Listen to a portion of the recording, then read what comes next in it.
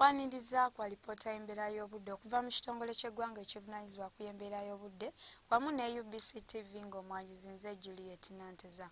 Ng'enkuba ekendedde mu bitundu by'eggwanga ebisinga obungi era nga bwe tunyako ekifaananyi ekyo ekyakubiddwa ku ggwanga lyaffe ekyo kiraga nga obudde bwabadde nga bwa mukalwe nga mwetabiseemu ekifu awamu n'ekikunta omungi ddala. Ate ekyo ekyakubiddwa ku Ssemazinga Africa kyo kiraga nga omukubo gw'enkuba gusenvudde ne gudda mu bukiikaddyo bwa Ssemazinga Africa nga kino kye kiviiriddeko enkuba okendeera mu bitundu by'eggwanga ebisinga obungi awamu n'empewo enkalu ezifuuwa okuva ku ddungu lya Sahara nga zijja mu bukiikakkono bw'eggwanga lyaffe era nga kino kye kiviiriddeko embeera ey'olufu mu bitundu by'eggwanga ebisinga obungi.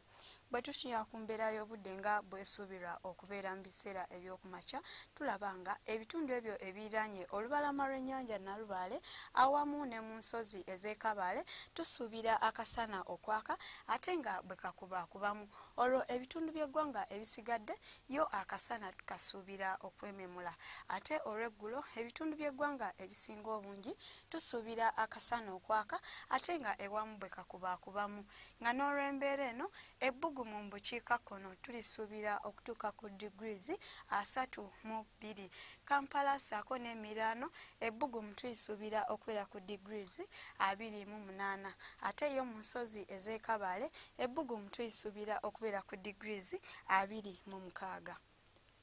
Bwe tutunuulirako ku bibuga ebimu ebya Ssemazinga Africa mu Kigali awamu ne Nairobi tusuubirayo namutikwa w'enkuba ng'alimu n'okumyansa okw'eggulu ate yo mu Lagos ne Pretoria tusuubirayo akasana okwaka nga n'ebbugumu mu Pretoria tulisuubira okubeera ku degrees 30.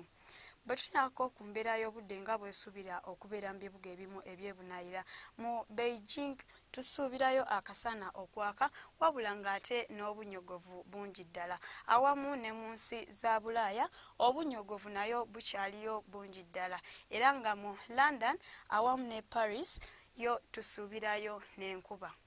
Byensobodde okufunirayo olwaleero okumanya ebisingawo genda ku mutimbagano gwaffe nga bw'ogulaba ku lutimbe lwa TV yo. Sula bulungi.